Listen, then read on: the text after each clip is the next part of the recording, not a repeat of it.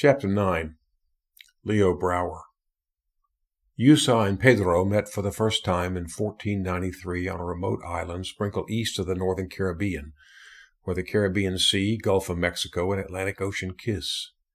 Pedro was an impoverished yet graceful conquistador, conqueror, from Spain who traveled through unknown lands in order to open up new trade routes and conquer territory. Mr. Columbus's name had already been whispered into the ears of most of his crew by this time. Yusa was a simple Taino woman, Taino referring to a group of indigenous people living in the Caribbean, yet originally from South America. She had a smile that lit up the moon, and an intrepid voice that many men would obey upon hearing. The conquistadors arrived from every side of the Antilles to confront a rich and diverse population, where each village was ruled by a special prince, and the coastal line was fettered by the best fishermen the world had ever witnessed. War was already abundant within the Antilles. The Taino were enduring a long, vicious campaign by the Caribs, a neighboring group which drove the Taino people to the northeast of the Caribbean, although many Tainos separated and hid elsewhere. This is where Pedro met Yusa, in a place called Ayita, land of the high mountains, where the mountainous side of the island of Hispaniola met the Atlantic Ocean. Conquistador Pedro swam for his life shortly after deciding that he did not wish to go down with his ship, which had collided with giant rocks not far from Hispaniola. He stumbled upon land to find several fishermen who decided to spare his life and take him to Yusa. Yusa was a Taino Shakik, chief, who had fled almost certain death from the Caribs with 10 of her most trusted and loved disciples.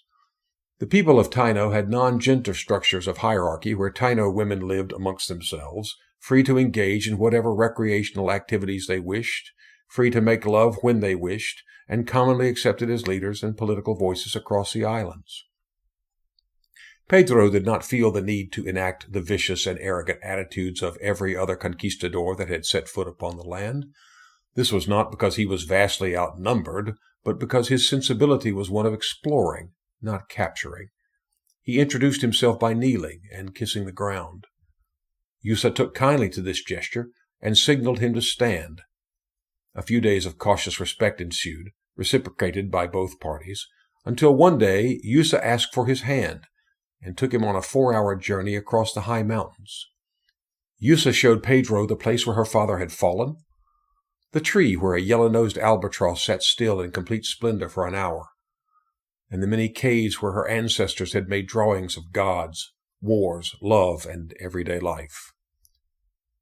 When the sun was setting, the two of them returned to the spot where they had first met. When the sun had finally disappeared, they rested next to each other and touched each other. Pedro used his 2 forefingers to walk across the landscape of Yusa's naked, smooth body. He began his journey from the nape of Yusa's neck all the way across her slender shoulders down toward the slopes of her back that naturally directed him to her spine.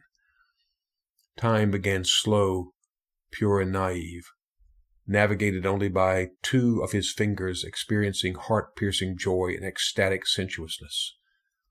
There were no continents on Yusa's body, no boundaries, and no rocks which would end his journey.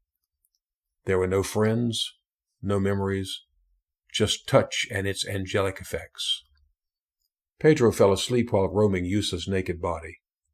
He could not be entirely sure, but he dreamt that shortly after he had closed his eyes, Yusa took a similar journey herself and ended the expedition by drawing 2 overlapping triangles on his left arm, making a further 3rd triangle in the middle of the 2.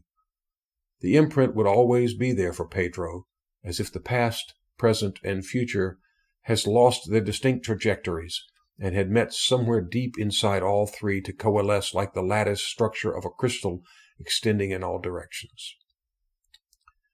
This touch stayed with Pedro all through his sleep until he and Yusa would awaken the next day to an onslaught of torture and eventual death by the Caribs.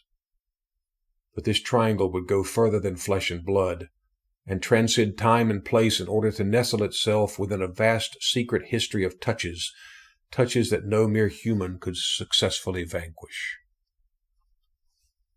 500 years later, and the same 2 triangles would be found etched into a cliff face not far from where the 2 lovers lay, discovered by Professor E.G. Coswinkle.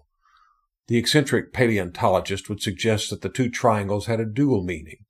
Firstly, that the unification of both triangles symbolized the connection of the male and female, making a further infantile triangle which expressed eternal love and the creation of a child.